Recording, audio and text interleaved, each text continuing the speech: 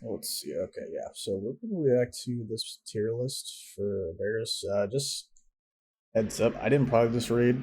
Yeah, I didn't prog really a single boss. I just kind of came and swooped in my CE because I've been casual for a while. So I just kind of I think I helped my boys guild kill it. I did like 60 pulls because their DH was out, so I just came in and was their DH buff and kind of killed Sark in like the last week of their prog. So like yeah, I didn't have to deal with any of the annoying bosses, like the whole discard drama and everything. I didn't prog Rashok when I was like the big wall early on the tier or anything. I didn't have to do Nelf prog, any of that. So yeah, this is coming from that POV, but yeah, let's just see what they have to say. Seems like so much gear. pretty favorable with the raid overall. And you're going to kill Sarkar than 50 pulls. It's something where So let's see where they actually I was playing about Evoker saying 25-yard range is small, and they were like, well... Let me also trying to get it down a little bit. We're going to prove you wrong. So yeah, visual 25-yard range is very large. Alright, let's fucking get into it. So we'll probably start just like we did before and start just straight from the top and talk about the very first boss of the raid. So in the previous talk, we thought Kazara was going to be in right around an A tier fight. Like, I don't know what you're expecting from a first boss. I think a lot of our discourse was like, what could a first boss be to actually be like an S tier, or like what is the best first boss ever and how far away is that from this? I really enjoy this boss. I think it's decently hard. I think it's harder than the after it, okay, I don't know how, like, I'll just show my list really quick. This is my list, and I'll talk about why when we actually go to each boss. But yeah, Kazara is like okay to me. I don't really like. I don't feel too strongly about it. Honestly, if I was in a better guild, I would probably like this boss a lot more. But basically, every week I've ever done this boss, it ends with 7 or 8 people alive. So like, I just get fucking so angry on this boss because like literally people are just griefing the fuck out of each other, taking each other's rifts. There's like 3 lasers going on for like 30 fucking seconds. The healers are fucking pumping HPS for the whole fight. And also because, you know, we have like 7 people dead, we're also, it's like a fucking 4.5 minute fight.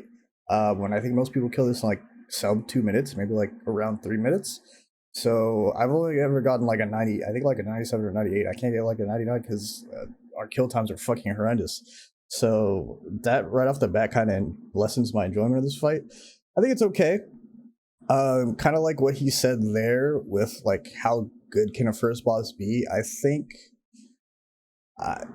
generally they hit the mark with the first bosses. There's been some really bad first bosses. I think the most important thing for a first boss though is that it is easy and really hard to wipe to. Like even on Mythic it should be like very difficult to wipe. I mean, credit to this boss, it's pretty hard to wipe on this boss, honestly.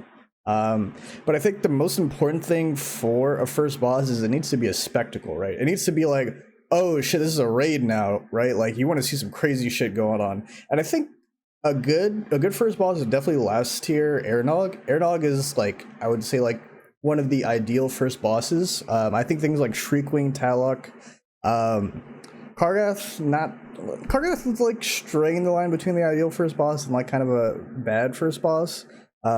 It's like just shy of being annoying, but like Wrathgon, I think what you want to see is just one like main mechanic, probably like with an intermission, and that be like the main focus and be like the wow, this is a raid fight, this is what raids are like. And I think Aeronog was a good example of that. Kazara kind of misses that for me, and not just because it lacks an intermission, like a formal intermission. Obviously, she has the thing where like she gets 100 energy and shatters more plates and everything, and you know, obviously the intensity picks up towards the end of the fight, which not really, honestly. I've never really felt like it got more intense. It feels kind of the same way the whole way through, even though she's losing the plates. There's just no real wow factor for me. Like, what happened on the boss that makes you go wow? Like, this could be a dungeon boss, honestly. So for that reason, like, it's a first boss. I'm not gonna feel too strongly about it, but it's just okay. It's just okay to me. I think it like loses a little bit personal responsibility like, is sometimes due to pure RNG of where the that's go, and then also honestly why I don't like as much too. Personal responsibility is just laser and like that feels like shit. But I think for most people, you kind of just beat the shit out of the boss until it dies. Yeah. And I feel like that's how it should be. There's no like weird intermission. I don't know. How do you feel about this? So yeah, again, like, how do you make a first boss that works well? This one actually feels like a boss as well because it gets harder towards the end. You have less. Yes, like I said, I don't feel like it gets harder towards the end. Obviously, you're taking more AOE damage, but it's not lethal damage ever, unless somebody fucks up. This is the thing. Almost has some scalability to later, to harder bosses as well. And like the wings, if you need like the wings execution or whatever, that feels just kind of annoying. Like, God, everything on this fight just feels like annoying. It feels like when I'm playing this boss, I'm just praying I don't get the beam. Like that's what it feels like the whole time. I'm praying I don't get the beam. I melee, so the rift. Honestly, I just kind of say fuck it. I back up a little bit, but I don't like leave melee to drop the rift. I'm not gonna do that. There's no point. A harder fight at some point, but yeah, I think A was the perfect place for this because I'm not giving S to a first boss pretty much under any circumstances. But yeah, that's why I put mine in OK, which is like the equivalent of B. I can't give this an A. It just lacks. You could put a first boss there, just be based on we'll kind of of skip the rest of this because they're not going to really say much more. So we went into this rating Zakali Assault a C. I think this is definitely a bad boss. You like AoE on both sides. It's not super challenging. So at the beginning and end, you like single target the boss. I'll let him finish. I see a lot of people advocating for Swamp Ass. I don't know if it's that bad. I don't think it's Swamp Ass in the sense that it's not doing anything good, but it's good in the sense that it's not doing anything bad. Like, yeah, I could get behind that. It does not end the raid by its. This fight doesn't annoy me. It's just like, we're doing this as a call. You got to split, or not split the sides, but now we gotta hope nobody pulls the boss, and then somebody fucks up the reset, and then But it's over quick. I don't feel like it's appropriate to go super low, especially because it's an early boss too. So it's not even. It's free gear for so many people. Yeah, and it's free gear. Exactly. Like all the gear is dog shit in this boss. It is literally dog shit. Does anyone need the gear from this boss? I feel like you just take crafting gear for it. Like, this is just all off pieces. It has a dog shit trinket. Is there anything else? Like, I can't think off the bat. I don't know if there's like a weapon. I don't think so. Yeah, it's like, I guess early on in the tier, it was gear. Like I said, I didn't prog this, so yeah, I guess it's gear then. I had it for bad design, and a couple reasons why. Obviously, we all know by now that you can cheese this boss, Zerg it, just literally skip the entire fight just by blusting on a pull, going full single target, and then just murdering the boss. And then I think when this boss goes right, I think honestly, so I didn't prog this, but I did actually get to do it like the intended way, where you actually split the sides and do it before the whole like Zerg thing caught on and was like just the go-to strat. I actually enjoyed the fight doing it like that. Like they said, it's not doing anything new. And there's really like nothing like Phoenixes. We had that on Sun King back in Castle Nathria, so like that's like, and I'm sure that mechanic goes back even further than that. I mean, the whole an ad fixates you and chases you the rest of the fight, and then you have to kill it, and then it comes back is like not really invented or like changing the wheel. Wins, we've had wins before. I don't even know what other changes besides that on Mythic. The base fight is like okay. It is kind of annoying that like when you do the fight the intended way, right, with the rocks and everything, like you have less fun, right, when you actually do the mechanic and do the rocks, because less ads spawn. Because you never. The thing with, so they always do these fights, right? They always do an ad fight in every raid. We always know we're gonna get it, and it's always free. And it's always free because the tuning is always off, right? You never feel like you're getting overwhelmed by the ads. I think the closest they've gotten in like modern raiding is probably like maybe the Sun King, not intermission, but I forget what the fuck. You know when the 4 ads spawn and they rush towards the lantern? I think in like shittier guilds with like lower DPS, that was like kind of the ideal, like, oh shit, we're getting overwhelmed, like we need to kill these, or like SLG maybe, probably closer analog. I think that's a little bit closer, but that's not entirely an ad fight, if you know what I mean. And yeah, I think just playing the fight the intended way is like okay. It's like a key. You get to just AoE your brains off. I think where the fight honestly really fails is the beginning doesn't need to happen. You shouldn't even touch the boss at the start. I don't even know why. Like, why are we hitting the boss for like 40 seconds? Like, it just doesn't make sense to me. It kind of ruins the whole flow of the fight because fight the boss and then you split up to the sides. I guess that's the whole thing. They want you to split up to the sides, obviously, and you want the boss is going to go left first, and yada yada yada. But for me, I think you can just cut that out, have everyone start on the platforms at the beginning, and that just would flow better. And then the second phase, my issue with like the last phase is, it's typical last phase, like you want to kill the boss before he kills you. He's obviously trying to break the door or whatever. But you never really feel scared. The tuning is so fucking like low that you're never in danger of dying to him, like from him like smashing the door. Like I'm pretty sure even, again, I didn't prog this, but I did this boss with like a shittier guild, and like and our damage was bad, and we never even felt scared in that second phase when we did the intended way. We like one-shot this. I'm pretty sure most people one-shot this boss unless like they had just the wrong people on the wrong side or whatever the first time they pulled it. But yeah, another boss I don't really feel strongly about. It's just badly designed. You shouldn't be able to do the cheese strat, but because you can do the cheese strat, it just makes this boss kind of it's just a checklist boss. You just do it and move on. It doesn't really cause you any grief. It's not annoying, it's just kind of a waste of space, and obviously doesn't drop any good trinkets or anything, so yep. Like the good thing of this boss let's is see if they have anything like, else besides you that. get to throw rocks off the wall and like kill mobs like Helm's Deep style. Like that's I wish that mechanic like, was actually, even though it like delayed raid testing by 3 weeks or something like that. I wish that mechanic was actually good because I think that is a cool thing. I think if that was like more like of a factor in the fight, and like then one thing that I don't know is good or bad about this, and I want to hear your take. So if you actually like had to do the rocks, if like getting overwhelmed was a real threat, I think the rocks would be a lot more frantic, especially if you lined up need to do the rocks with the winds. That could be cool. I think that's probably like the intended thing they wanted to do too, thinking from a like holistic design point. But again, it just honestly doing the rocks feels bad because then you have less ads to kill, and then you can't AoE as much, and you're just kind of standing around, especially if you don't have the boss on your platform. So yeah, this boss has a mythic mechanic where like phoenixes respawn like Sun King style, and they like chase people around and you kill them and they respawn. It is the most unnoticeable. Like you could just basically not even think about. Yeah, I don't even think about the phoenixes like too, which honestly is nice. Mechanic, yeah, the knockback.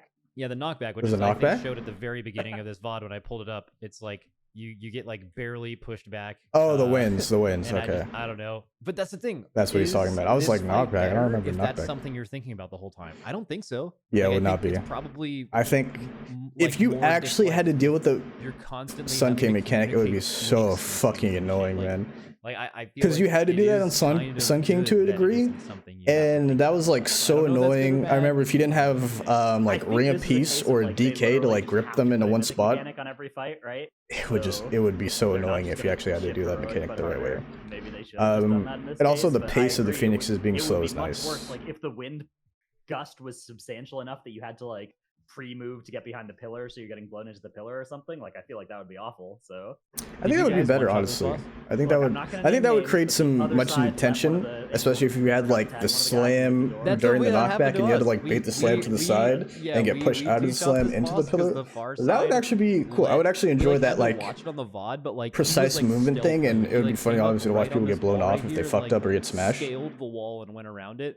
So yeah, for the second pull we just called someone a bouncer, and their whole job was just to make sure that like no mobs ever. Also, small note. So I have tanked DPS and healed the raid, not the Horrid out Mythic, but I've tanked it on like Heroic. So I mean, it's not gonna change that much on Heroic to Mythic tanking this boss, especially. It is so fucking annoying tanking this boss doing it the like intended way, because like the ads spawn outside of like 40-yard range, so you can't tag them from the middle of the platform. You actually have to like walk towards them slightly, or if you're like on the far side, then you have to jump to the other side. And obviously everyone's gonna get fucking irritated with you when you do that, because nobody wants their mobs to move from like the single clump. And it just also feels bad, like being like, oh fuck, I tagged that one, but that one was like slightly to the right of that one, outside of my fucking throw glaive bounce, so it didn't actually grab that one. So now I still have to run over here, have my back turned to the other fucking 8 mobs being on my ass, and like, dude, I don't know. Yeah, we very embarrassingly did wipe to this fight. What about the end? Yeah, and also wiping is this boss feels like back, shit. You fight him alone, and it's just like it's like a spread, and then you soak the door. Like, I don't know, that's kind of cool. You have to like have enough people to protect the door. It would be okay, but it's not intense. Like I said. Thing. Also, but aren't we also trying to go in the door? Yeah, I love that. Also, the flavor of the fight is it's kind of weird.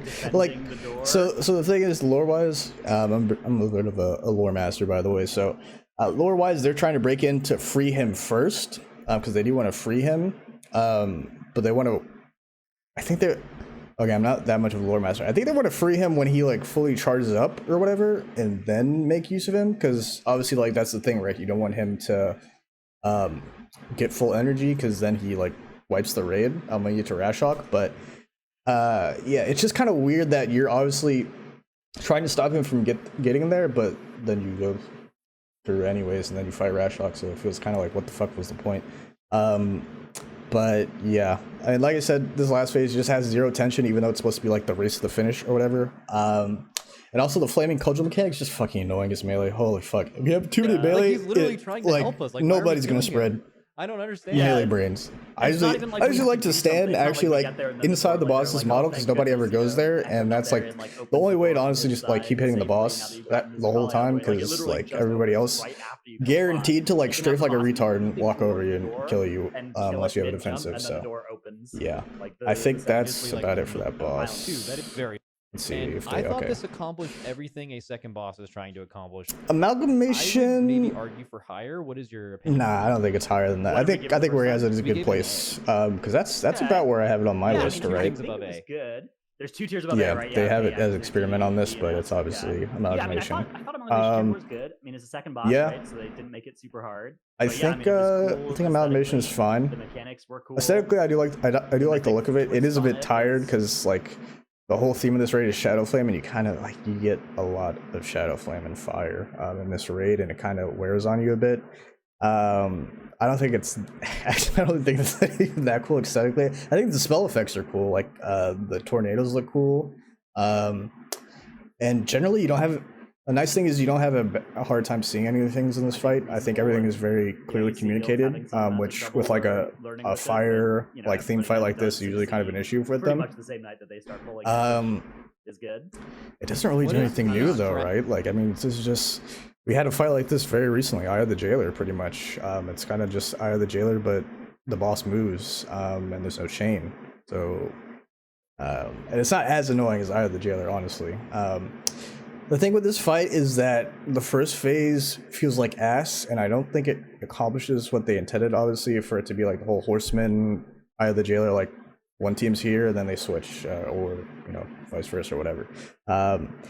I think mechanics like those just honestly are too fucking annoying. Like the whole raid having to move to a different side of the room is just kind of an outdated mechanic that they keep trying every now and then.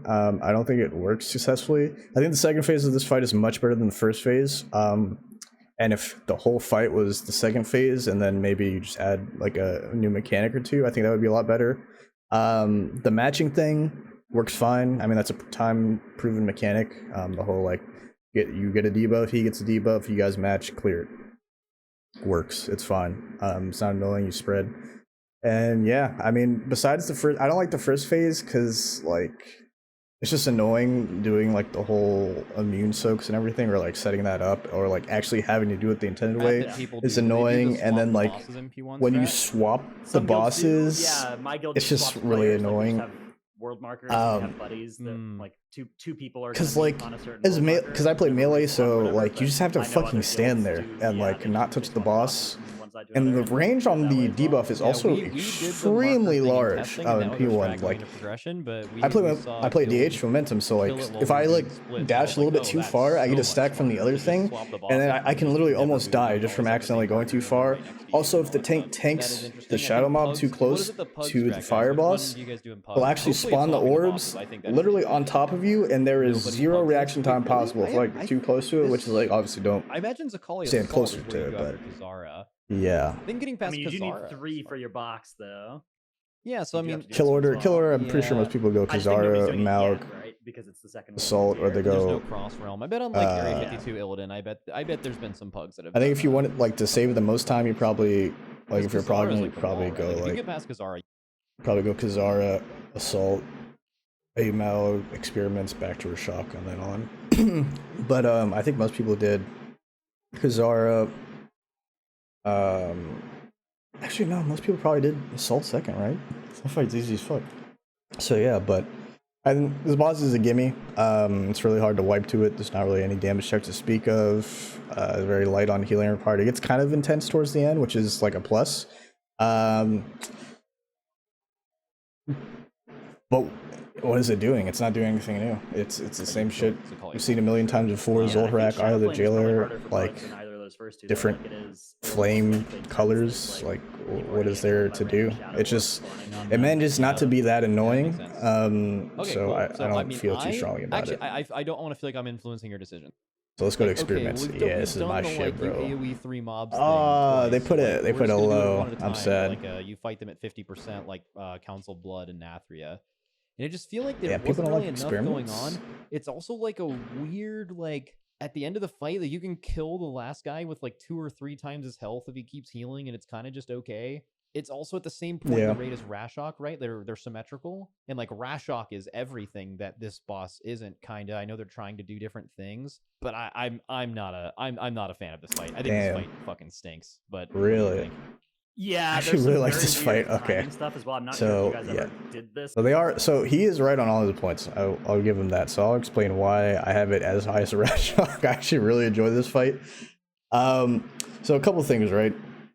So I think because I've only played in bad guilds this X pack, like this boss felt a lot more frenetic and intense than it actually probably is in a good guild. I do think one thing that severely hurts this boss's like possible rating is the fact that it is very comp dependent. It's very contingent upon having at least 2 priests to master the spell. And without those 2 disc priests, this boss feels like absolute dog shit to play. Not 2 disc priests, just any priest. Yeah, it would feel like a fucking ass to play without 2 priests, which luckily I've never done without 2 priests. I can't even imagine the fucking like actual chaos that this boss would be without it. But the reason I like it so much is because I think obviously the first phase blows dick. But once you start getting in the flow of actually having multiple bosses, I think that it does accomplish that feeling of there's like a lot going on, and obviously there's not a lot going on, but it like looks and feels like it. It's very visual, impactful, and a lot of the mechanics that are happening in the fight, like every mechanic, right, is like communicated with a pretty big animation. Like the cone the first boss does, his AoE roar, his charge, those are all like big flashy mechanics, like they're happening. I think the take mechanic for this boss is terribly designed, I will say that as well. The second boss obviously is the one that does the debuff. I think the debuff obviously communicated very well, besides the fact that it's obviously a debuff. You have to watch your frames and everything, and obviously have to master spell it. But I think, you clearly see where the fuck the debuff is once it gets dropped and turns to the orbs. I think killing the orbs is fun. I think they could have a little bit more health, because as it stands, they get AoE'd by like 2 GCDs. Or if you're in a bad guild like mine, nobody even switches to them. And then when you have instances like where you have to single the spell, one just stays out in Africa, and you're single hitting it while the whole raid's hitting the boss, which feels pretty bad. So, but besides that, like once that second boss comes out, once you get like more and more debuffs, and then once the third boss comes out and you have deep rest during, like you have to go in the middle and dispel, and then get out the debuff, and then you have to bop the orbs back, and then you have like all this other things happening and like giving you like weird different timings. I think it's fun. I think it's fun to play. I like I like cleaving the ads down that spawn. And I guess I don't know. Maybe it's just a DH thing. I think the fight is just really fun to play. It does feel bad if your tanks don't know how to like position the boss, and like you never get to cleave the boss with the orbs. And if like the third phase drags on too long, he starts like deep breathing like pretty close together. It feels like, and that always feels bad when you just can't hit the fucking boss for like 10 seconds because he's deep breathing like really fast. I think if he like sent a projection of himself to deep breath. Or like did a big disintegrate line instead of him actually deep breathing, that would feel better. That way you can still hit the boss during it. But yeah, I just really like the fight. I'm surprised. I mean, didn't matter. Yeah, it's easy, but I really enjoy it. Like, see, dude, look how much shit is happening on the screen, bro. You got the orb, you got debuffs, you got fucking ads to doing. You just fucking drive by with a deep breath, dude. That's fun. If you have him out then by big then, circles, like, but if you get dude, him out it's at fun, like man. if he becomes active at 1 minute 21, then he just won't cast that one, and you get an extra like you get -1 debuff basically, and that was the easiest way to kill this fight. Is just push. Like you start the animation of him spawning at like 115 or whatever, and then you. Oh, I didn't know that's why you hold DPS. Honestly, yeah, we don't hold that. Yeah. We did hold DPS. So earlier on, yeah, so it has like in weird, 'cause I farm, know, but now so we one just thing we Blizzard, just blast so the it reason why this on happens pull. is one thing that Blizzard does in this fight is So that's a bad spell what queuing they thing. wanted to do, interestingly enough, is they wanted to stop the problem. Man, do I actually not like this boss?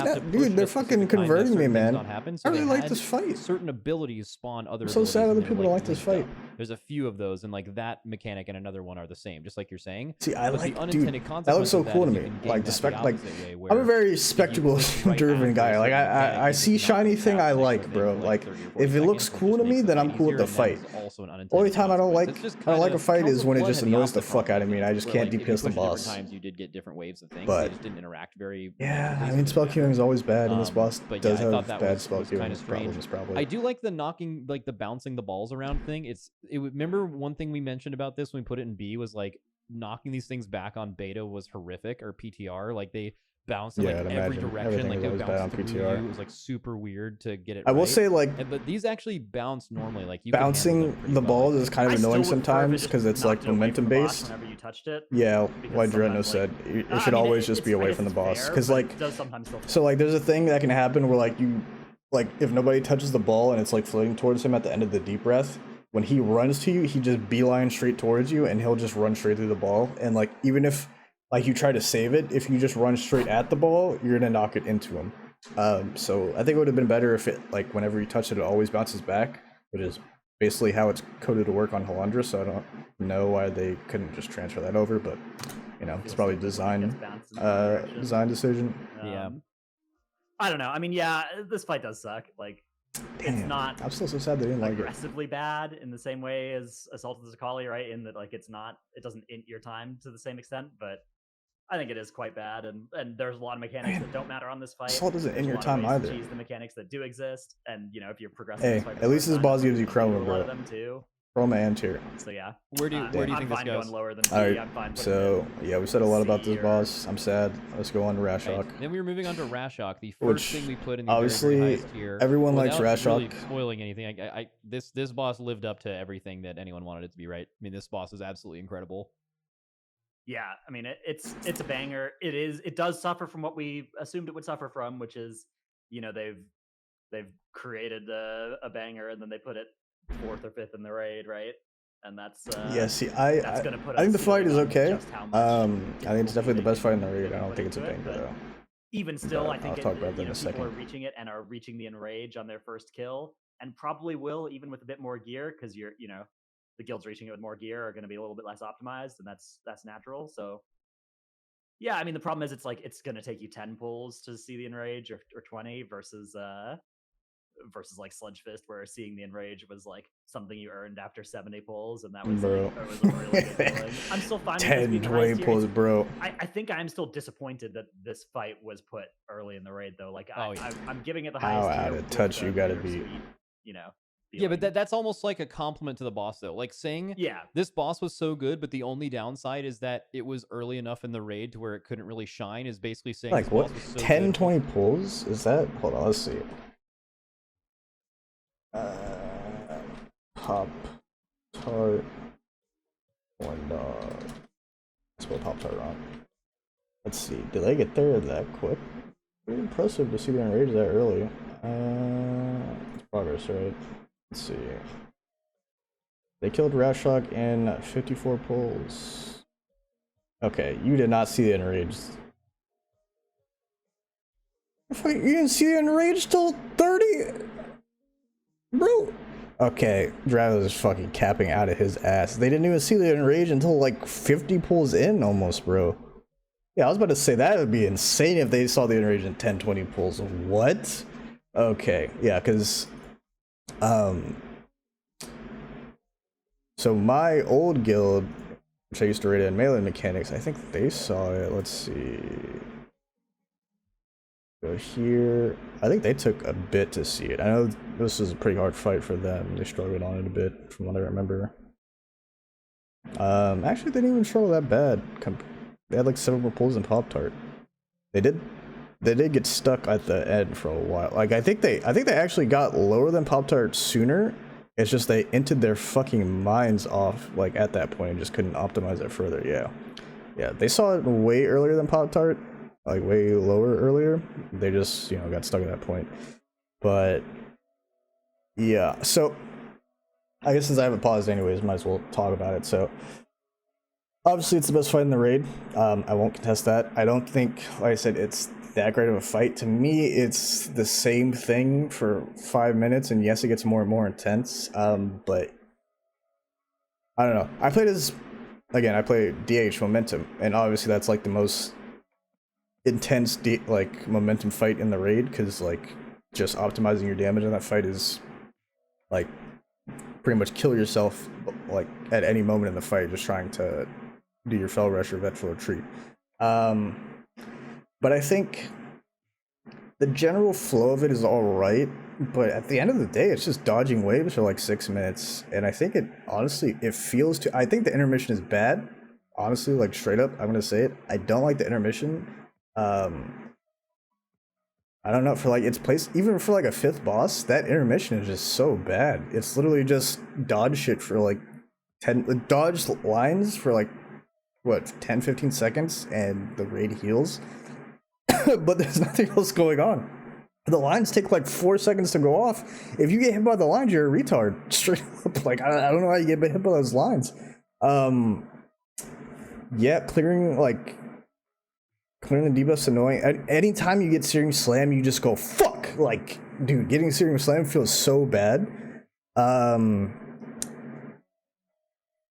It's an okay fight. I honestly don't get the hype around it. I don't see it as being like one of the best fights they've ever made. It's just okay. I've never healed it, never tanked it. I know it's a little bit harder, maybe. I know it's definitely hard to heal this fight towards the end. It definitely feels intense towards the end, but only because you can't clear your debuff, not because it's like naturally getting harder or anything. And again, yeah, it's just the same fight, just slightly more, like, more and more difficult because there's more and more waves, which isn't really new. Like, what is it? I don't really see what it's doing new, right? Like, it's pretty much the same thing we've always done, just dodge shit for 6 minutes. And I think, honestly, the tuning of it is very... So, obviously, for better guilds, I'm not gonna say good guilds, but better guilds, like the top... Like we'll just use Hall of Fame as like good guild marker, even though I have different opinions about that. But for like a Hall of Fame guild, like the tuning is good, but for the most of the player base, the tuning on this boss is horrendous for a spot in the raid. Like, this boss was an insane wall for a lot of guilds. Like, I don't think it should have been tuned as hard as it was for as long as it was. Like, obviously, I think the tuning for like the first like couple of weeks is fine, but after a month, this boss should have had its health fucking gutted. Like, the fact that this boss never had its health touched the entire tier is insane to me. I don't care that we got 447 gear. Like, this boss should not be as difficult as it is still. Like it. And again, I would say a lot of my opinions of this raid are probably going to be tainted by the fact that I don't play in a good guild,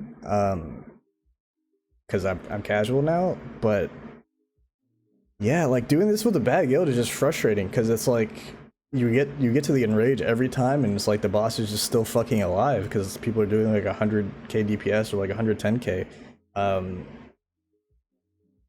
And like, does Blizzard expect people to just get better to overcome this? No, it's not gonna happen.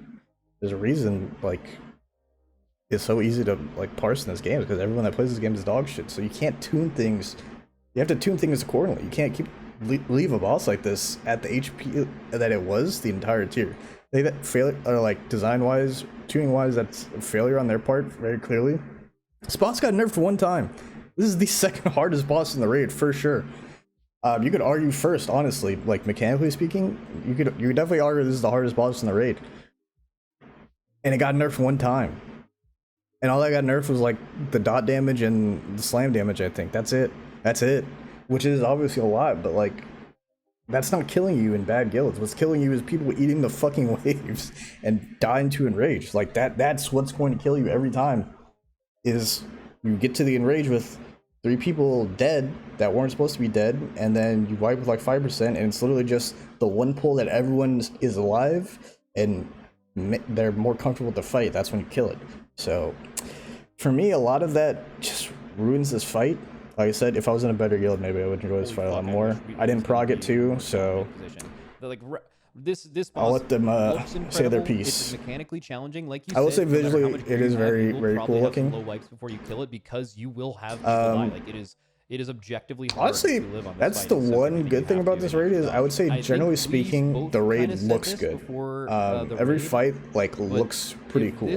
It is an absolute crime, like history of WoW crime that Magmarax was where it was in the raid in Rashok. If those two bosses swapped, those should have been swapped. Oh man, that would have been much better. Utter perfection. This would be like probably have been a top 5 like mid-tier boss of all time if they would have actually given this boss the treatment it deserved. That is the thing about giving I guess, but like, mid-tier bosses are kind of low, or kind of a low threshold to pass anyways. Yeah, it's like what, this was really fun to play. like off the top of my head, I can't think of any well, like, insanely good mid-tier bosses. It was like Gorfine, that's it, right? Where to place your slam is actually such a cool oh my god, on this fight. It's so cool. I don't know how you guys handled it. We copied the echo thing where like I was putting down a world marker for where to go with it. I think that's okay. I don't know if you well, it's not about putting down a world marker of where to go. You have to like pull the boss into a certain spot for like this boss has so much hidden intricacy that a lot of people probably don't understand while watching it. But like you are pulling the boss to an edge to make the Armageddon spawn closer to each other. You're making sure the searing slams right before the frontal are not super far away, so you don't have to move as far out of it, and you want to like immediately dodge into the searing slam you're going close to. You can kind of go in a circle around the room, but what you really want to do is like actually kind of keep them all condensed, so the last part of the fight, which should be the hardest to heal, like the most cognitive load, I keep using that word or phrase, you are actually dodging all of the lava from the same direction. There's a massive difference, even if they're all I'll give him that from point. One direction. It is so much easier to dodge that than having. I think the way that they handled the searing slam placement on like, Mythic, particularly with the force spawning, so relevant. And you keep mentioning I think that design-wise is very certainly good. could be compared to Sludge Fist. I think it is much. I think that is one thing that they. That is one thing this fight does that's never been done before. Is the kind of like the main mechanic, like because obviously typically with a mechanic like this, especially on like heroic, you would just force the you would just literally put these all on one part of the room. Like you would have full control. You would place them very slightly, just enough that they don't explode right next to each other in like a fucking probably like columns. Right, that would probably be the best way to do it, and just have them on one side of the room, and then just play it like that, and that would be much easier. But this way, you actually have to do the fight the way they intend you to, and it also adds a little bit of variancy with each pull, so it's not the exact same, but you still do have control to some degree over where things go, because obviously you have to position the boss where you want to force the things to spawn. I do think that extra burden, especially for a boss this early, was not great. I don't think, because it's very finicky, especially, and like if your takes are a little bit slow, especially with the whole needing to position the slams, not the slam, but like the soak next to the middle of the room so that you can quickly dip in and out to clear your shit.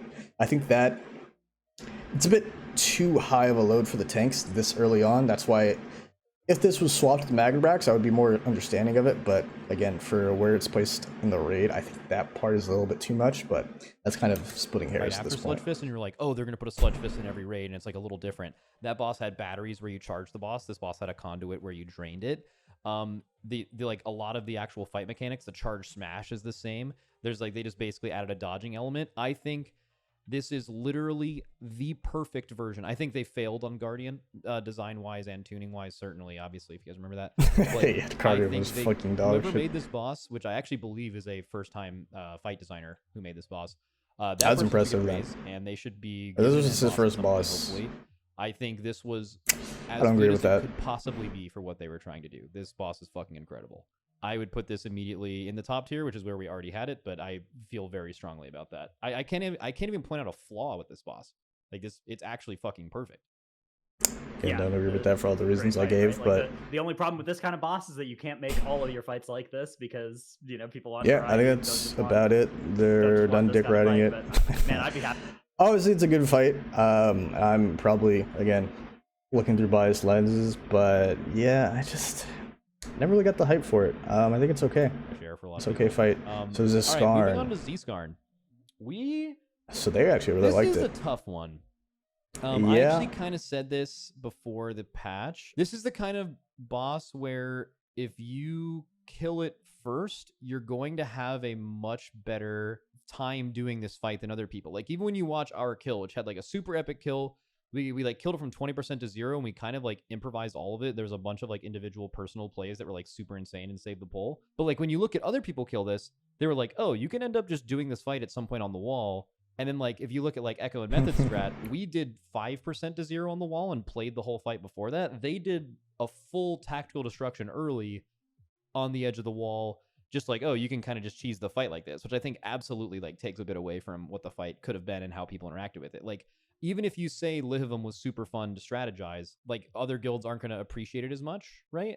It still doesn't, that matters to a lot of people. You know, if I'd agree, but like I'm Progdus, so I can't really speak to it. It makes it really hard for me to comment on this fight in particular, because I know there was a whole drama with how this boss was originally designed. If you didn't prog this fight or don't know about the whole drama with this, originally this fight was very, very badly designed. You could stand in certain spots for the entirety of the pull, just I think like 4 tank it, 5 heal it or whatever, something like that. And then because there was no like harden rage, because you were meant to obviously run out of room with the traps, but there were spots obviously that you could just stand in. And then the way the tactical destruction works is that it's based on, I think originally it was based on the dragons closest to where the boss is.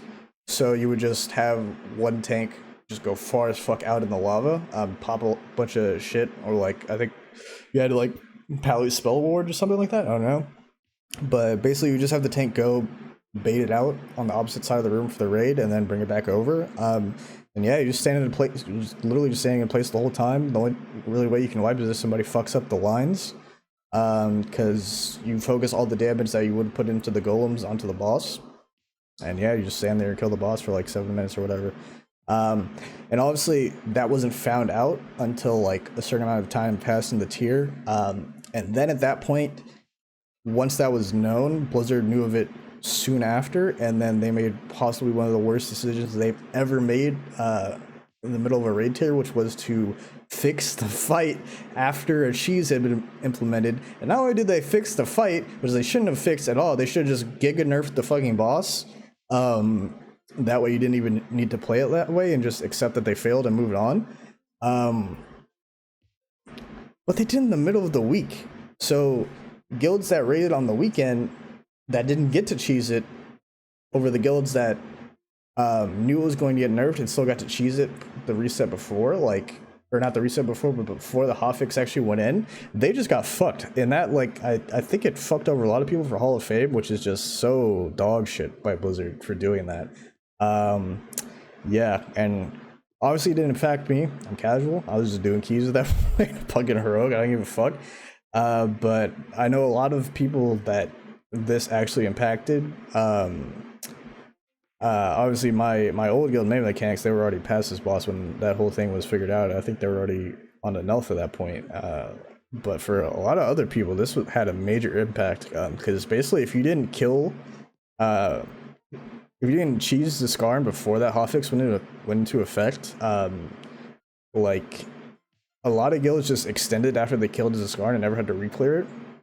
And if you had to like actually do it the like legit way, you're basically forced to extend too. But at the same time, like you don't like the year separation there is also pretty extreme. Like it just fucks so many people over, so it's so bad. Which sucks because it seems like a fun fight design-wise. I'll never know. I've done the extremely nerf version of this fight, and this fight is a joke. I don't even know what the fuck's going on. I just kind of follow the boss. I never switch the ads. I'll never switch the ads in my life, bro. I'm hitting the fucking boss. Unless the ads come in range of the boss so that my blade hits them, then I'll swap to the ads. But I don't kick. I don't do shit on this boss, but hit the fucking boss, bro. I'll never do nothing else, bro. Best believe, bro. Best fucking believe.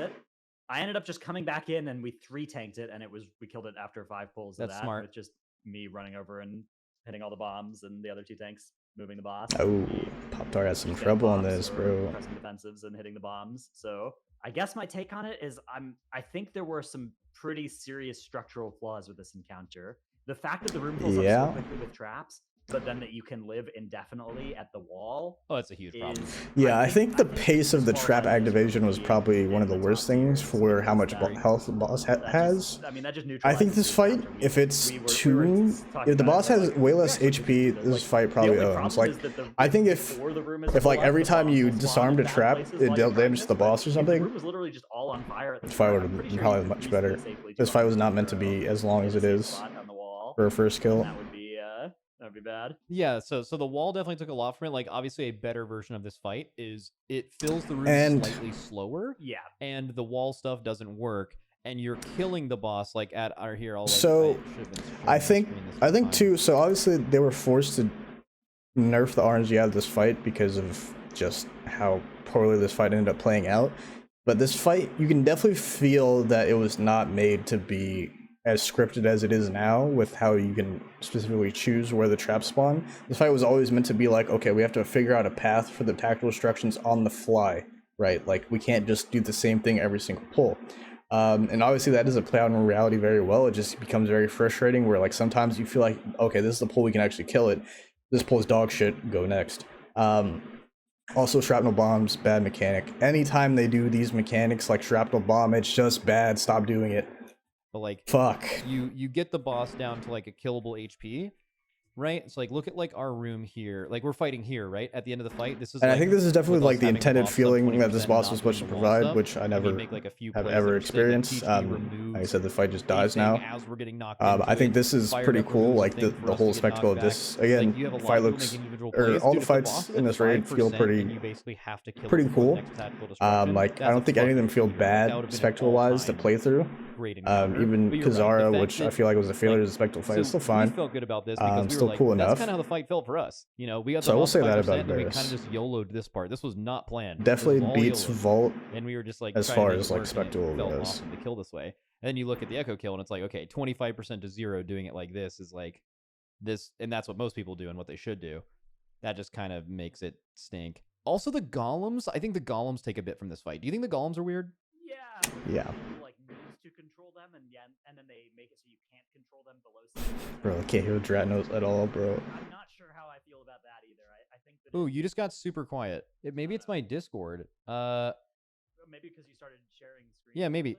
I unshared it. Okay. Oh, that is it. Testing. What? What is this Discord setting? Dude, what is this thing doing? A monka, Sorry, bro. So talk about the golems again? Yeah, it's just kind of weird that you like. There are these things that need to be controlled to the point that it's comp. Yeah, again, it's always bad when you need 2 of any class. I don't know. 1 is fine, 2 is where it starts getting annoying, especially because it's always the same shit that nobody plays, right? Like, nobody plays DKs, and needing 2 of them. Like, you kind of lucked out that, like, Unholy was so busted, so you probably already had 1 in most guilds. Is what I don't like. I think that just makes the fight worse. Like, anytime. Not a lot of people actually play Blood DK, I'm pretty sure. Even if you tank-wise, I don't run away from the boss and chase down unslowable. I don't have any facts to back that up, but it's a feeling. I feel like they're very poorly represented and it wouldn't have made Otherwise, the it fight would any never worse or be an really issue any for less blood decay to challenging. It would be have just been less annoying. required, right? Yeah, So the CC immune is to like stop. that's just what my intuition tells me. I don't even know what the point is. But yeah, right? I feel like it's bad that like if that was what you were going for, so that you're forced to like grip them in to be like efficient to cleave them.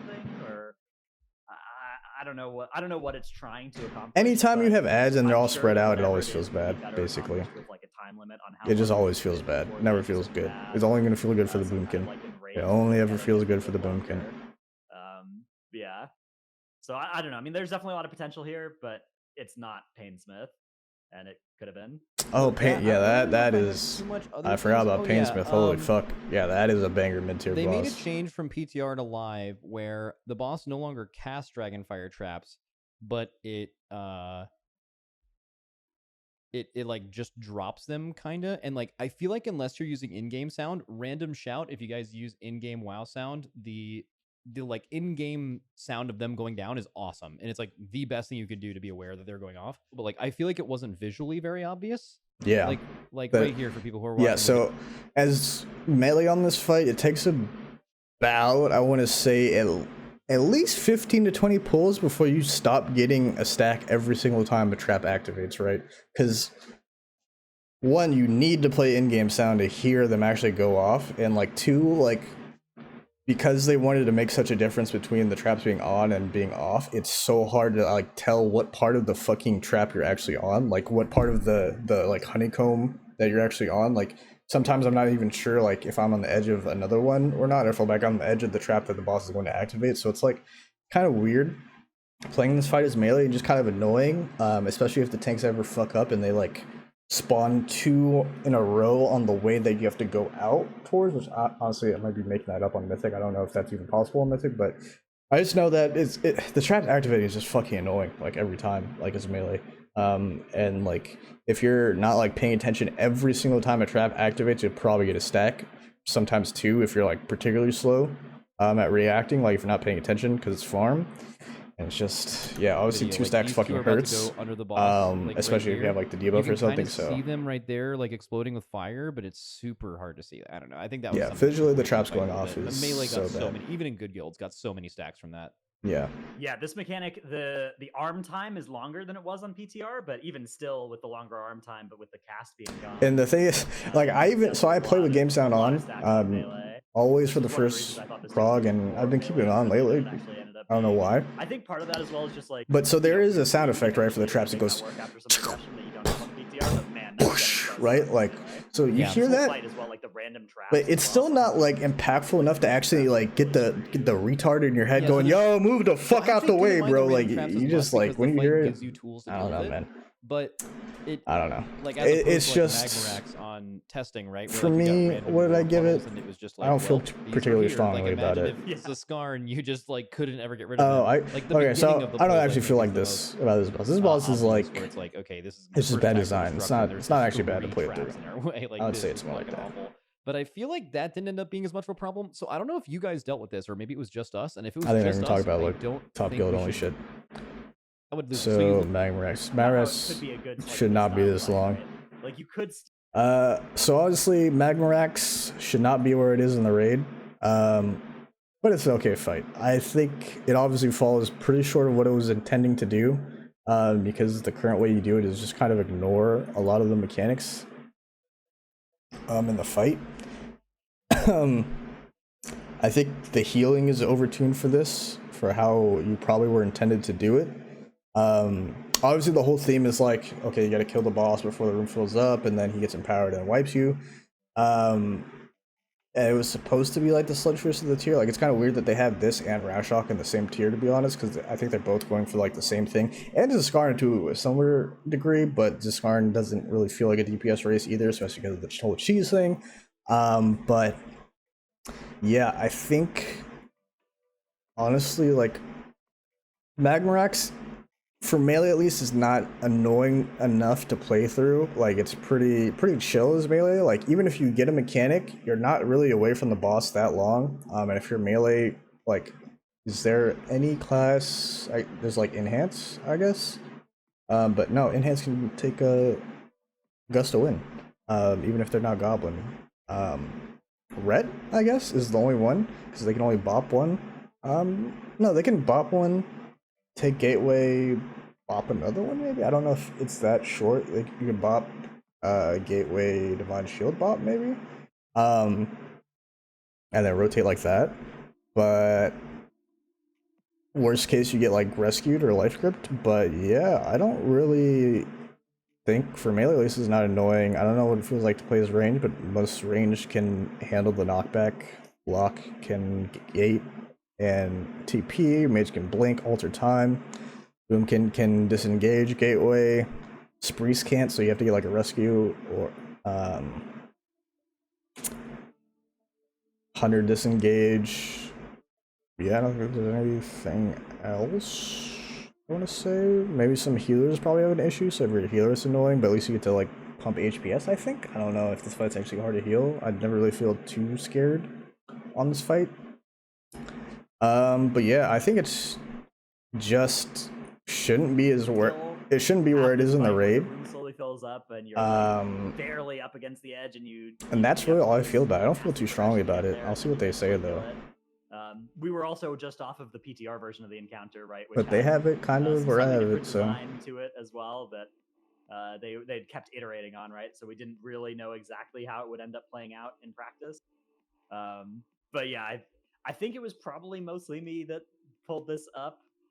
To be fair, the tuning is largely the problem with this one, right? Like the fact that this is a 10 pull encounter. I actually don't think so. Like I think if this was a 40 or 50 pull boss of just damage optimization and it's the same strat that people did now, I don't think you'd kill this boss and be like super excited and be like, I mean, you'd be happy it died, but you'd be like, what the fuck was this boss? Like, I don't know. Like, yeah. I mean, it lost all this. Yeah. The PTR version of this fight was atrocious, right? Like where there were RNG pools spawning ahead of you and you couldn't ever fully soak them.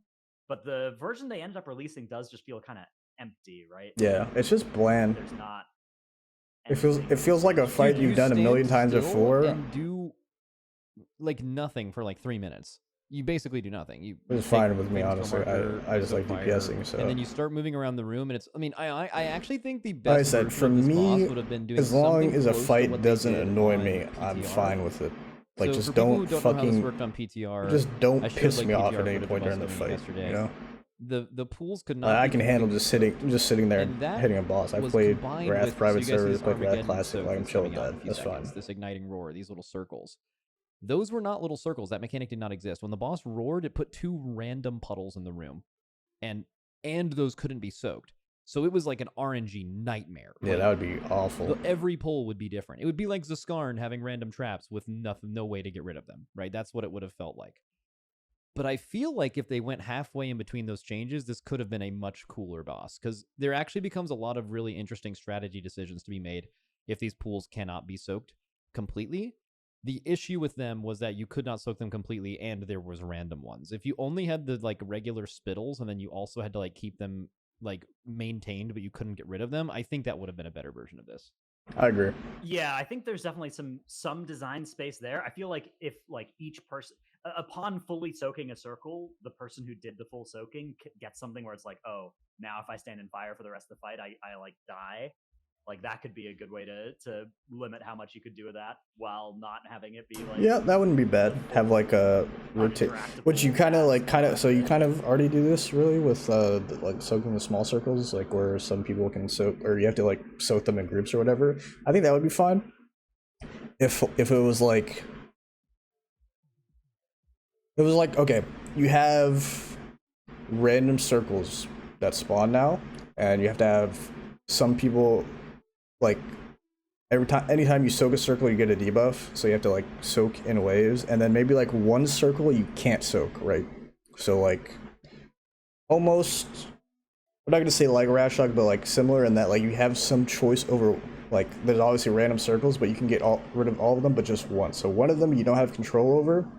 And maybe there's a way to like force the spawns of them so you can like kind of corner them to one spot, and then you have to kind of also adjust for that. That would be an acceptable layer of RNG, but I don't know. I think this fight just is too bland really to do anything with. The one thing I will say to give this It's boss just a a little bit more dog that credit spits is when fire, we bro. killed this boss, we had to spend a does a decent amount of knocker pulls knock. problem solving it, seeing exactly how long. We tried standing still from 100 to 0 and see if you could just heal through it. That's pretty much it. We tried moving, and then So like, here's this guy. So one. Okay, and then let's move on to the last. Again, I didn't prog this raid. Didn't have to prog this fight. I think it's badly designed. We all know why it's badly designed. You need a fucking weak order to even play the fight. I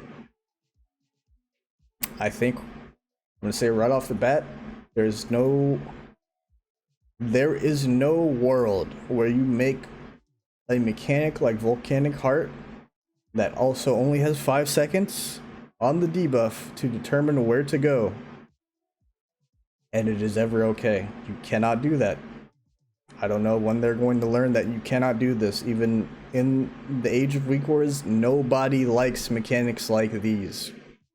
It is completely unreasonable to force 5 people in a 20-man raid to communicate in 5 seconds over variable latency communication networking, to have them decide where they need to go with so small a margin, literally like almost pixel small, like almost a single pixel space-wise sometimes you have on this fight, I think, before they nerf the radius.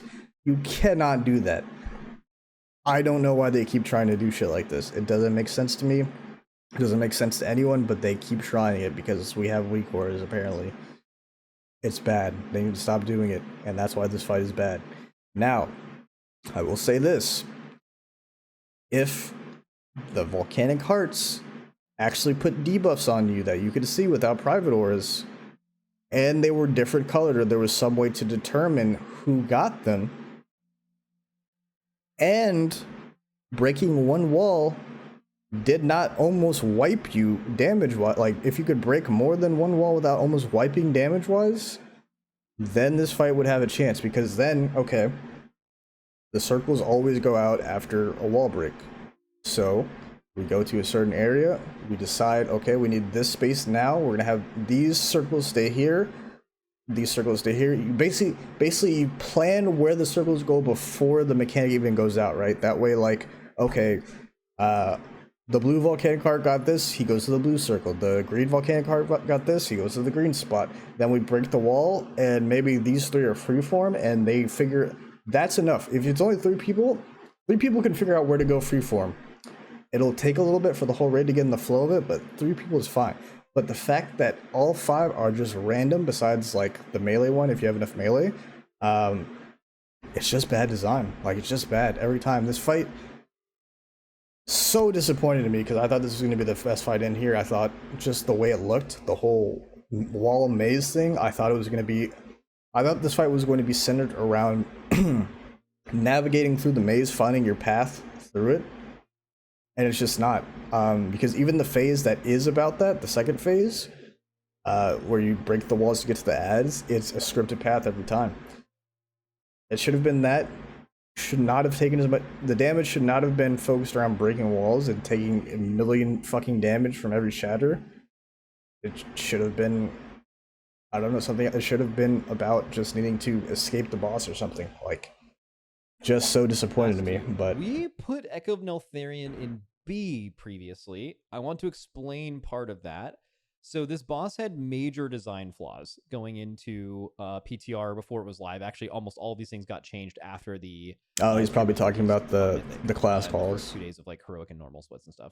There used to be a line of sight mechanic. There was only 3 Volcanic Hearts, and they had to be line of sighted. Now there are 5, and they are, with like a radius around them. That was definitely a better place.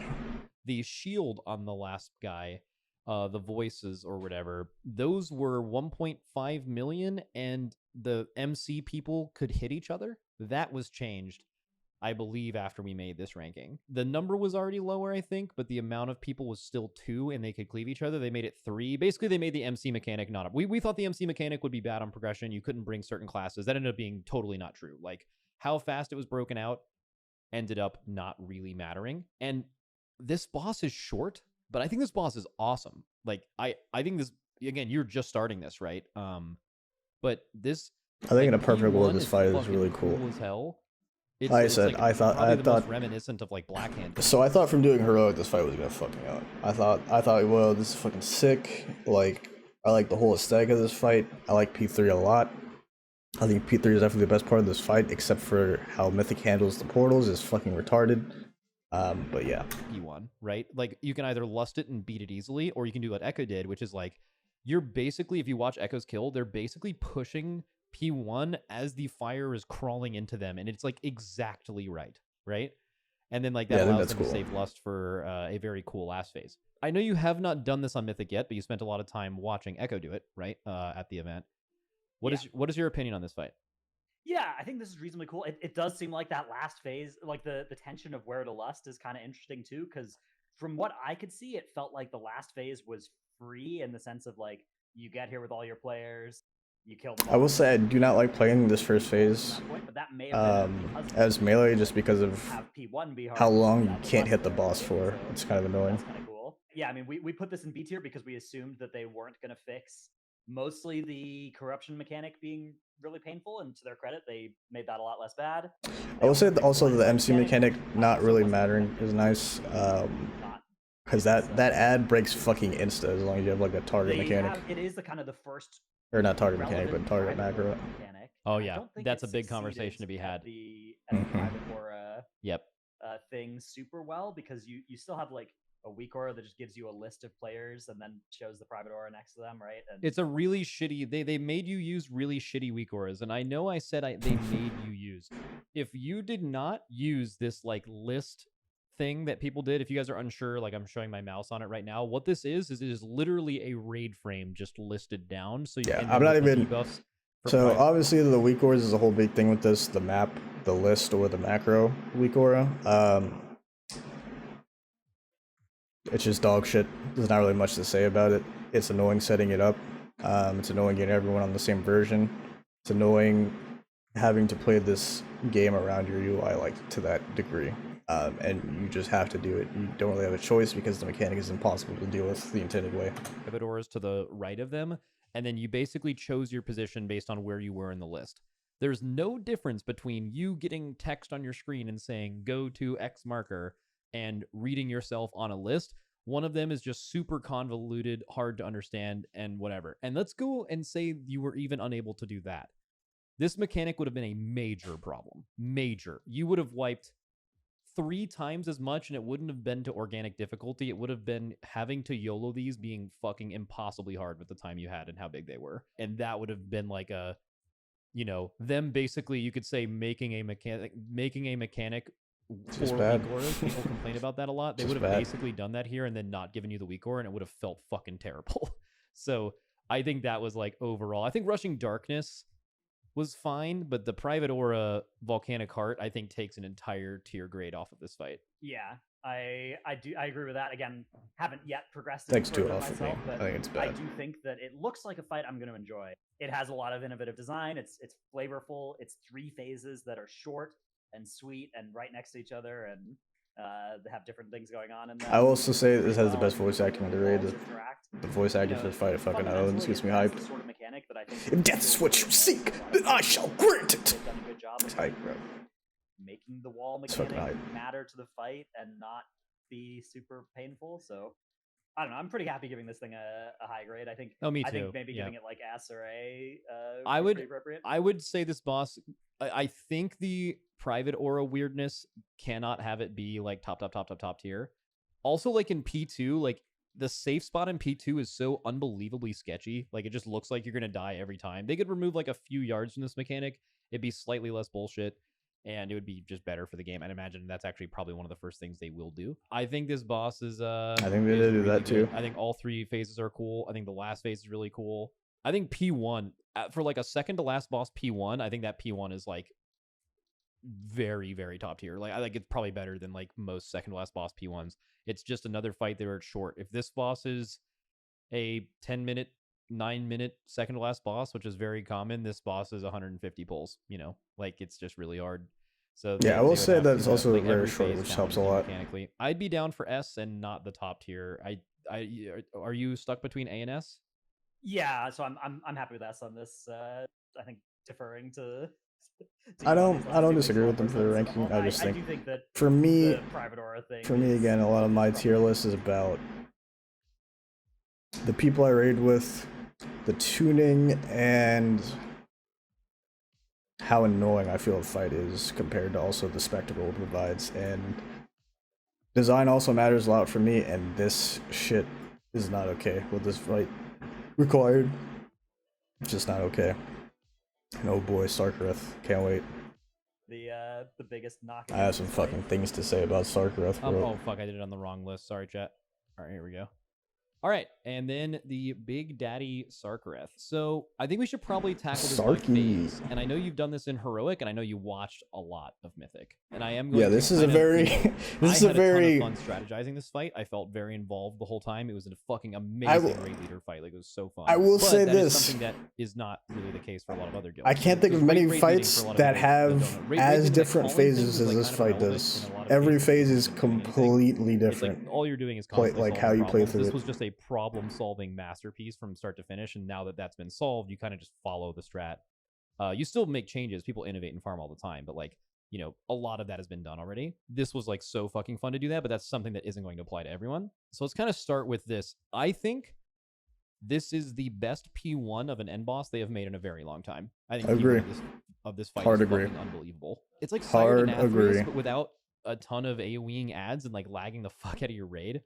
Like, you still have the raid damage, you still separate people where you need to, but it's constant moving, it's crazy healing. I think at the end of this phase, your healers... Yeah, it's P1 started Gnathras without the lag, and also without having to stop DPS. It's not always the same. Sometimes you improvise and go a little bit differently. Depending on your healer comp, you actually soak things at different times. So like, the creativity you can have in this phase is like fucking awesome. What is your opinion from having watched this? Yeah, so like I assume you're talking about like Mistweaver Revival giving you an extra way to handle it, right? And like, I think that's cool. Yeah, I think that the P1 tightness of the phase is very high, right? Like, people are going to die to a mistake they make. They're going to need to use almost all of their defensive resources to live through it. I will say one thing that I think is kind of interesting about this fight, and I'm not sure I like, is that for an end boss, you can by far P1 is the best part of this fight, and if the entire fight was similar in tone to P1, this would be one of the best end bosses of all time. But P2 exists, and to a lesser extent P3 exists, so unfortunately it cannot. But yeah, I fucking love P1. I think P1's amazing. Start to finish, P1 is a blast. No pun intended. Like, P1 owns. Very good. I have nothing bad to say about P1. I can't think of a bad thing to say about P1. I haven't played melee. So maybe like range is a bit more annoying having to do the baits and everything. But fuck, as melee, especially momentum, this is so fun to play. And like see the later phases without it's just beautiful, like shit to dodge constantly. You have to bait things, position properly, you need to clear your shit, you need to use defensives properly, you need to like a lot of and like, of course, not personal responsibility, I'm trying to think of the word for it, but a lot of general awareness required. Oh, literally the one play we did off stream after killing Echo of Neltharion that one night. What's the word? Not spatial awareness exactly. Never got hit by any searing breath or rates, and we kept like. Let's use his term. Cognitive load is required on top of mechanical load. A lot of shit to dodge, while also requiring you to be very aware of what's happening with the raid as a whole, as far as like baiting the breaths, clearing your debuff, understanding how each mechanic works. I think is very, very good. I think P1 owns.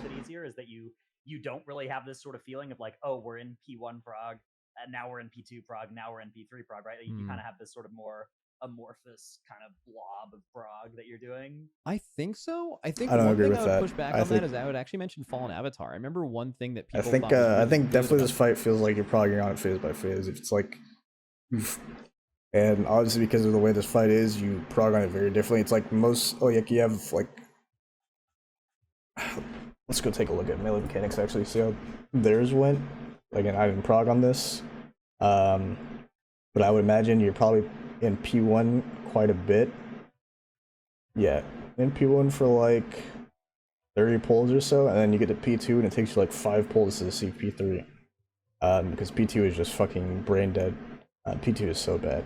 P2 brings this boss down like a country mile. And then once you get to P3 regularly, like it's just progging P3 for like 100 pulls or something, right? But yeah, like I said, if the whole fight was like P1, man, this would be such a banger. Was that P1 of that? But this is definitely not a phase by phase progress fight. It's definitely like, okay, most of your early laps are gonna be P1, then you see P2, and like that. Okay, P2's brain dead. Clean it up a little bit. From that fight, and that's do your baits right. Have the dudes doing the void bombs, like get the flow of that. And then maybe this is just a better don't forget to kick for fights to work, but it is an interesting thing about Sarkareth is that you don't need to, like, there's no check to get out of P1 or P2. You just have to survive. I think they also made really, really wise decisions about understanding how classes in this game do damage. They basically did not make this a percentage-based push. Once people start getting crazy gear, like 10 eye levels higher than what we killed it, which I think is possible. Yes, also where, like, the decision to make them time-based pushes, fantastic, by the way. I think that was a very good idea. Having to ever hold DPS or like just being able to do a certain amount by a certain point is just bad. Pretty much universally, unless it's like a last phase or like a kill ad sort of deal. Or like the whole intent is to balance HP, because it just leads to weird things and weird divergent gameplay. But yeah, I think, again, I'm gonna say this a lot. I think P1's great. I think probably the best thing about P1-2 is, which probably gets it more points than it probably deserves to, even though P1 is, again, P1's great,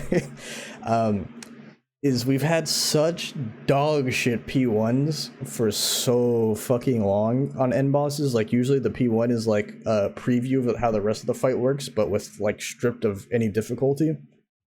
And you just kind of, like, P1 just, like, especially once you get to the later pulls, P1 feels like a formality and it never feels like it has a purpose. P1 definitely feels like it has a purpose, because obviously gotta clear your debuffs, and then so you don't get including surges, but also every bit of damage you do in P1 does matter a lot. The more damage you do in P1, the easier, you know, later on is going to be. So yeah, like, for at least for most guilds, it's going to matter a lot. I have no idea how it works if your DPS is actually good at single target. That probably makes it less of an impact. But yeah.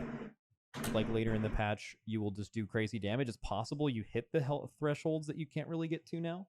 But like, I do think P1 does auto phase at 60%, but it's like a 145 phase basically. So they went for like jailer kind of health percentage based pushes, but Castle Nathria health thresholds kinda. So that was like kind of interesting, where like it wasn't really, so there's no like holding damage. And then when you go down, it's like the fight is, it is not an accident, I think, where you go down on Sarkareth at the beginning of P2 and you have all your 2 minutes up, right? Like that seems clearly by design. Like, the phase ends at 145, everyone goes downstairs, the fight does that, you come back upstairs, like all your cooldowns. And then the same thing kind of in the last phase. The fight, I think, is trying to, I still haven't figured this out. I don't know if they expected us to clear in the last phase in groups, or if they thought we were going to do the everyone goes down at once except for one person thing. I'm kind of leaning towards the second one, because they literally teach you to do that earlier, but it does seem kind of counterintuitive. We can kind of move off of P1. I really feel like P1 is just, once everyone does this, I guarantee you, regardless of your gear, you will feel the same. That phase is fucking sweet. It is good. Good ass phase. P2 is where I feel like this boss loses points. It was. P2 is probably the main reason this boss is short. P2s are actually commonly what makes end bosses, if they're ever not awesome, it's usually because the P2 really doesn't make a lot of sense and is kind of not very thought out. That is this P2 is weird. It's like, the only thing that's different is like you have like a big ad that you have to kill, and then you have like, which is fine. There's some like ad killing element on this fight, which ended up mattering. There's like Desolate Blossom, which is like this extremely unique mechanic that only exists once, and you just kind of stack it up and you go in together. I don't know. P2 just seems like that is what took 2 minutes off this fight, because like the last phase is very hard, very good, and it lasts a long time, right? P2 is the one where it's like just as short as P1, but it doesn't seem like it accomplishes what P1 accomplished. I would have liked to have seen a different P2. What are your thoughts? Yeah, the P2, it's an interesting one. Again, I haven't yet fought it, but I think that from watching it, I would agree that P3 looks phenomenal. the kind of general design of this fight as well seems really cool. I will say I was a little disappointed by how the tank mechanic ended up working out as well, because it promises you this thing in the dungeon journal where it's like, oh, you're trying to mitigate this and like have the damage that you take, how much damage you reduce from it like matters, but it turns out you just like can't hit. You can never hit people with it in P2 or P3 or they're gonna die, right? Yeah. So that part I feel like is a little bit. Yeah, actually, I want to give them some context on that. So this, for a lot of people who do not follow this extremely closely, you'll probably want to know this. So going into the raid, tank compositions were super specific this raid, because the last boss had this mechanic where it's like, oh my god, in the last phase, so much of your raid damage is going to come from your tanks. And when you looked at the numbers, it was livable. Like, you were like, this is feasible that you could hit the raid with this and actually deal with it. I think after you did it, you were like, okay, there's absolutely no fucking way that you would want to get hit by these, because you can take them downstairs. But it was not super clear in the journal how you would deal with that. So I think it was kind of, people were like theorizing like, oh, what tank can you play to specifically reduce the thing of this? And maybe it could have been a dead giveaway. That much. None of us really thought this, but like, I think those mechanics are kind of overrated. The whole like tank has to like reduce this. I mean, if it hits hard, the tank is gonna have to pop whatever it needs to do to survive, anyways, right? It's not really like different gameplay wise for your tank to want to take less damage just because it hits the raid, right? Like, he just doesn't want to take damage because taking damage is bad. God, so what really ruins this fight for me are those fucking holes, man. I think the whole mechanic shoulda, that, like, I think it's fine for a world first kill type thing, but like, man, that should have been gutted for the rest of the world, man. So P2, obviously there's nothing happening. P2 is just easy as fuck. It's just like a gimme phase, which like on a last boss is always bad to just have a phase where you can just literally brain AFK through it. Like, there's nothing to dodge, do minimal baits, 2 people do the mechanic that matters, you kick and add, you AoE. Cool. It's not annoying, but the one exception I have to like the not annoying rule is that if it's the last boss, like, it should just pipe the whole way through, right? Like, the fact that P2 is just fucking boring is like, dude, like, why am I even here? Like, why does this phase need to exist? I would have rather just done P3 for longer than have to do P2, right? Like, if like the whole fight was just P1 to P3, it gets a lot better. But so since the holes begin in this phase, like they actually like begin in this phase, I'll talk about it. Because the holes are what ruins this fight for me. I think it's bad decide for the general WoW populace, right? Like, again, I didn't prog this, but I have recleared it and I've suffered on the reclear. So initially I had like 60 pulls when I went with my friend's guild to kill it, and like 60 pulls on an end boss is fine, but even in those 60 pulls, I got sick of this fucking boss, because like, I had understood the don't stand in a hole mechanic by like 10 pulls in. It's easy as fuck. You don't stand in the hole. Don't stand in the hole. But then like you have so this fight is just very, very finicky for like no reason, and it is so unenjoyable to play through if you play with the bad people, which is like, you may be like, okay, don't play with bad people, but most of the fucking game plays with bad people, bro. You can't design fights that you're just supposed to, okay, you're just never supposed to make mistakes. You can't do that. It's not fun to play through.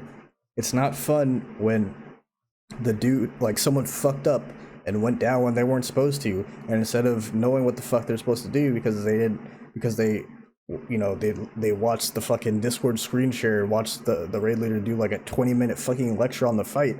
No, nobody's gonna do that. They're just not gonna pay attention. Then when something happens and they fuck up, they're going to drop this hole in the middle of the fucking raid, or they fall off and then they drop a hole in the middle of the raid with a mechanic, or they get knocked off with the void bomb and then they kill everyone. Like, the amount of slightly tiny things that can go wrong and it ends up wiping you, because the damage check in P3 is not trivial as well. So for most people, you will need everyone alive, generally speaking. Even with the nerf, you will need everyone alive, because my guild has Dogshit damage, the one I'm in right now, and even after the nerf, like, we killed this literally in like 8 minutes, like 8 minutes 30, people are dead. So like the enrage is still a very real thing, I'm sure, for a lot of guilds.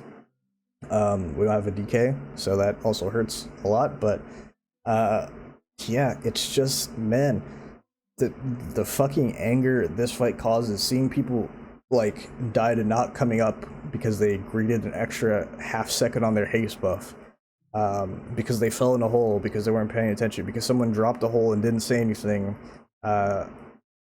because someone didn't go down fast enough when everyone goes down and got half a tick of fucking 500k damage to the mouth. If the tank fucks up the go down thing when everyone goes down, when they have to stay up, but I guess you don't really have to do that anymore with the enrage increase.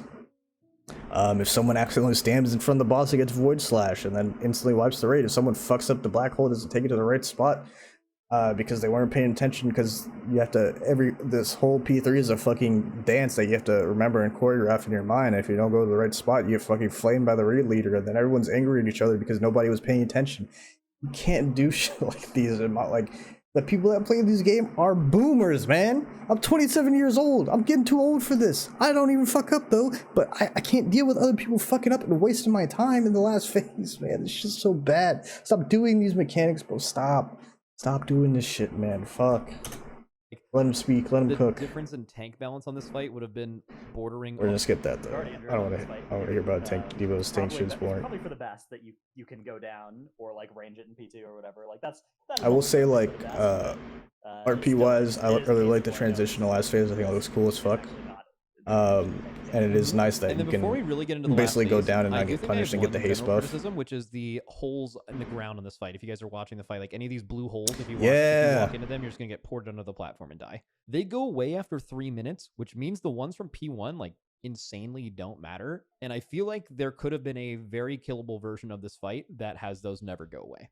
I feel like half of the room being open here, like that mechanic is something you never think about, and it's like kind of the main mythic edition. So not a huge deal, and it's possible I'm wrong, and like if that's the fight, it's like super annoying.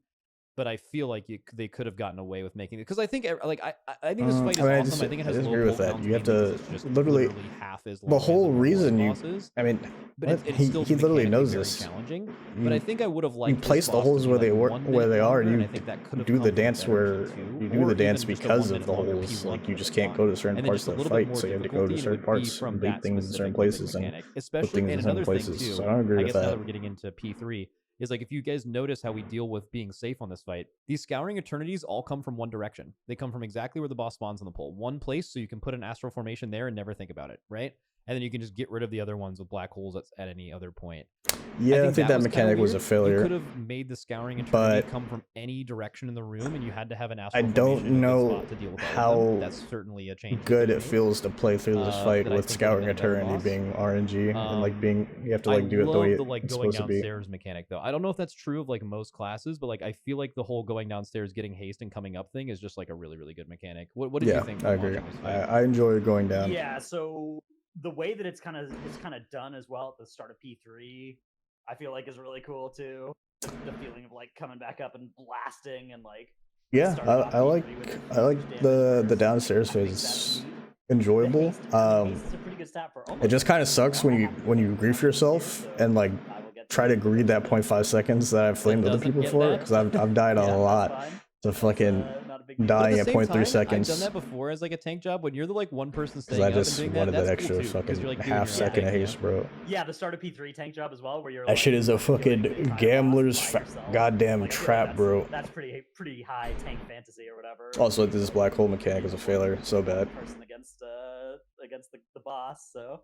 But I think in general, P3 is enjoyable to play through. I just really hate the fucking holes. I just hate the holes, man. Trivializing that mechanic being a weird thing. I don't know what the right answer for it is, but I think that I think like you said, just random directions would be. Dude, this guy has a death sweep parry. Why would you want that, bro? That would just make you angry. What? Halfway between the something, I don't know. Another thing they did on this boss too is I think going into it, no one knew exactly how much movement was going to be in this fight, because we saw the the remnant of Ner'zhul knockback mechanic, and you're like, okay, how often is that going to go out? And I remember it used to be a 30-second debuff, so you're like, okay, are you going to get these every 30 seconds? And it ended up being like way longer than that. It's like a minute and 20 or something in between knockbacks. So it ended up being about the right time for that. I will say about this boss, yeah, this fight like, also so they took a big swing here. Blizzard. So also requiring priests to. You need 2 priests in this fight? I think you just need 1, right? I'm not sure. Yeah, I think you just need 1 because if it's a minute 20, you can do it every 45 seconds. Then yeah, it's just 1.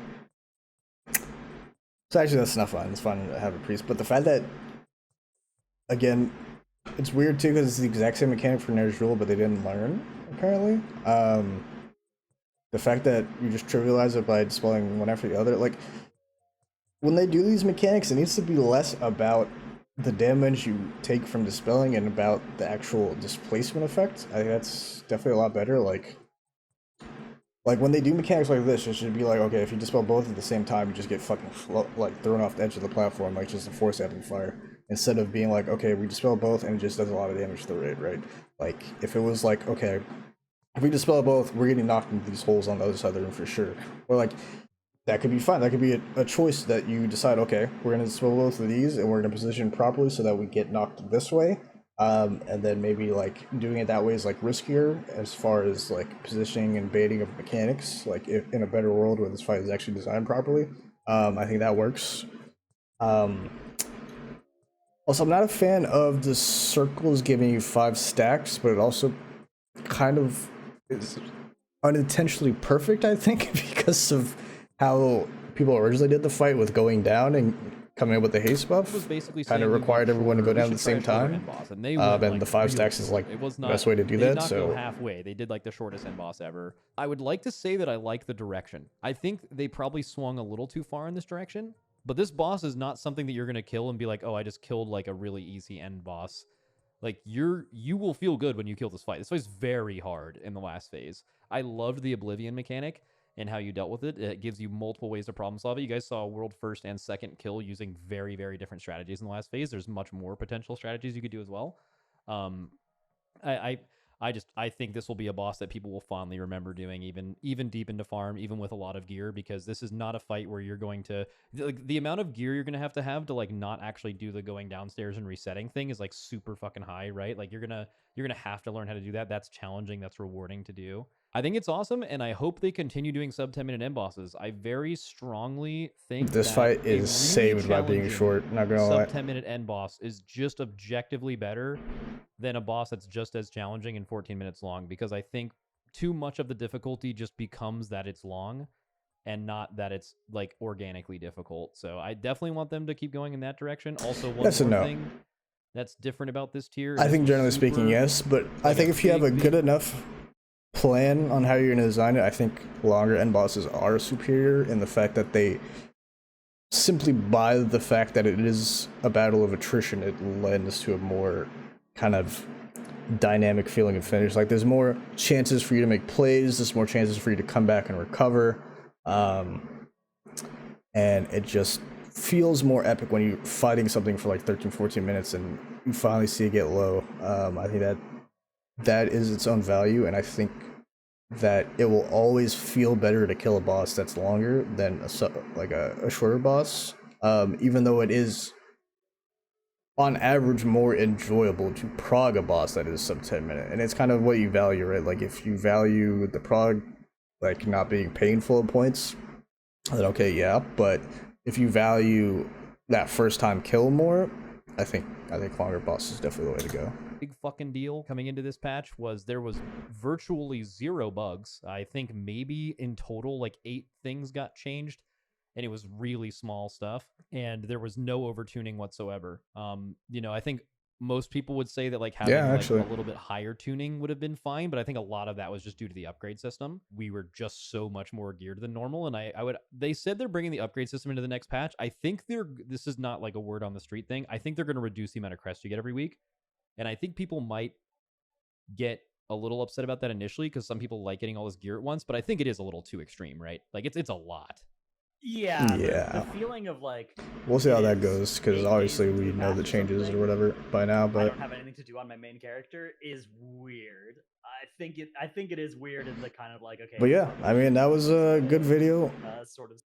I don't really disagree with much of their points. There were some things I disagreed on, but I mean that's just kind of preference, and opinions on design philosophy as a whole, but I think they had a good list.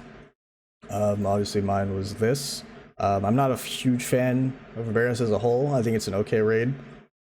Definitely one of the weaker raids we've had, for sure though, recently. I think Vault's better. Even though I don't really like Vault that much, I think Vault still is better. As a whole, I think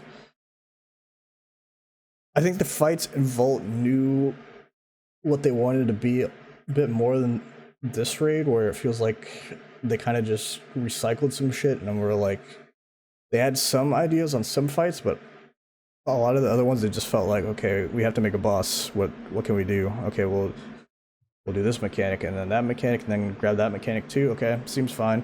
And then you play it and it's like, yeah, this is okay, but I mean, you're not really fucking, changing the wheel here. And I think in that regard, Volt definitely did better. Do I think Volt was a great raid? Not really. I think Razageth was cool. I think Razageth was cool, but still, I think, like I said, I think the fights in Volt had a more concrete idea of what they wanted to do. Like, every fight had a theme, and I feel like it delivered on that theme, even if it wasn't the most enjoyable thing, and I can at least respect it for that. Whereas in Aberrus, like, the fights might have been better to play through in general. Like, less fights were annoying compared to Vault, where, like, Tectis kind of annoying at times, Sinarth very annoying, Dathia very fucking annoying, Kurog's okay, bit annoying sometimes, Primal Council very, very, very fucking annoying, Broodkeeper okay, Razageth, that could be its own video, the way that fight plays on Mythic, but I think at least you have to respect Razageth for the sheer fucking, like, creativity on that fight. But yeah, definitely not a great raid overall. Very forgettable. I am very much looking forward to the next raid. I think it looks like a banger so far, just from PTR. But who can say? Who can say? But yeah, hopefully we'll be making one for that. But yeah, thanks for watching. Like, comment, subscribe. See you next time. Peace.